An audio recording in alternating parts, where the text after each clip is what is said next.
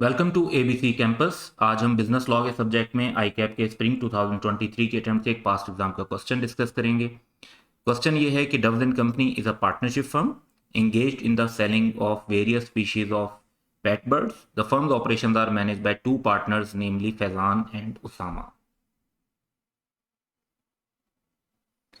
In February 2023, Usama is one of the partners, an exhibition where he met Sarah, a well-known animal enthusiast and social media influencer.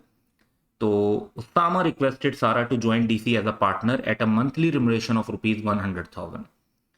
तो partners के साथ आप amount fix भी कर सकते हैं, like जो एक होता है कि मिनिमम प्रॉफिट आपको ये मिल रहा होगा, और उनकी लाइबिलिटी लिमिट भी कर सकते हैं लॉस की सूरत में। Sarah agreed and joined DC as a partner on 6 March 2023.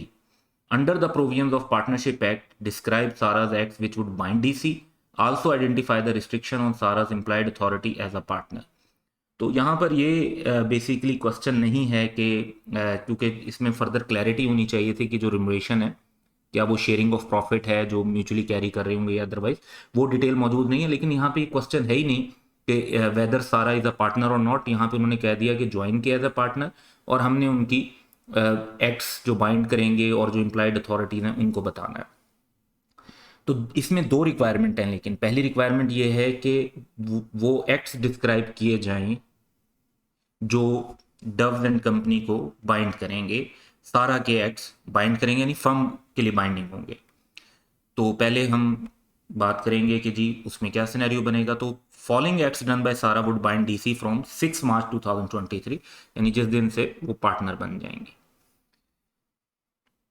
तो सबसे पहले तो एक्सप्रेस अथॉरिटी, जो अगर कोई पार्टनरशिप डीड की जाती है तो उसमें जो लिखी जाती हैं, तो कोई भी ट्रांजैक्शन जो फर्म के ब्याह पे वो करती हैं express consent of other partners के साथ या पार्टनरशिप डीड की रिक्वायरमेंट के मुताबिक, तो वो उनकी एक्सप्रेस अथॉरिटी होगी और फर्म के लिए बाइंडिंग होंगी।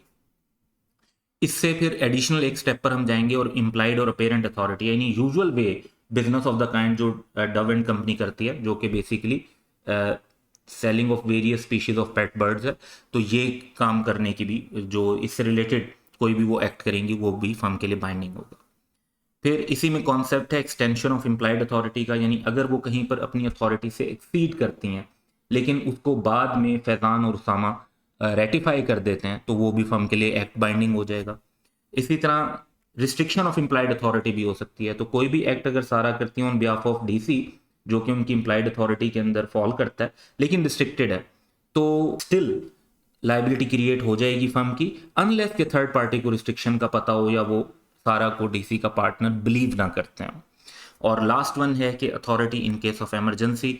तो अगर सारा कोई भी ऐसा काम करते हैं ऑर्डिनरी प्रूडेंस में जो कि कोई भी शख्स अपने लिए सिमिलर सर्कमस्टांसेस में करेगा to protect the firm from potential loss, firm को किसी लॉस से बचाने के लिए इमरजेंसी सिचुएशन में, तो ऐसे एक्ट्स भी फर्म के लिए बाइंडिंग होंगे सारा के। तो ये 5 टाइप्स के एक्ट्स हम ऐसे सिनेरियो में बता सकते हैं, एक्सप्रेस, इम्प्लाइड, फिर इम्प्लाइड की ही फर्दर 2 वेरिएशन है, एक्सटेंशन और रिस्ट्रिक्शन, और फिर है authority in case of emergency.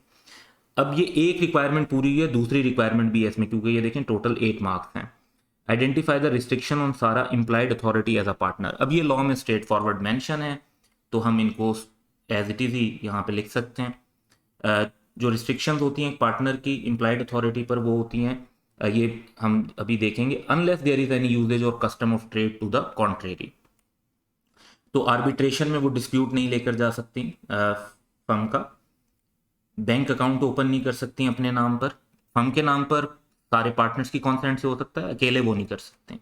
Compromise नहीं कर सकती कोई भी claim of the firm, withdrawal of suit नहीं कर सकती, सूट फाइल किया जा सकता है, विदड्रॉ नहीं किया जा सकता। लाइबिलिटी एक्सेप्ट नहीं कर सकती फर्म के अगेंस्ट जो कोई प्रोसीडिंग चल रही हो। इमूवेबल प्रॉपर्टी अकेले एक्वायर नहीं कर सकते, कॉन्सेंट के साथ हो सकती है, ट्रांसफर भी नहीं कर सकते, और पार्टनरशिप के बिहाफ पर एक और पार्टनरशिप में एंटर नहीं हो सकते, उसके लिए सारे पार्टनर्स का एग्री होना जरूरी है। तो ये इस क्वेश्चन की रिक्वायरमेंट्स थी। Have a good day.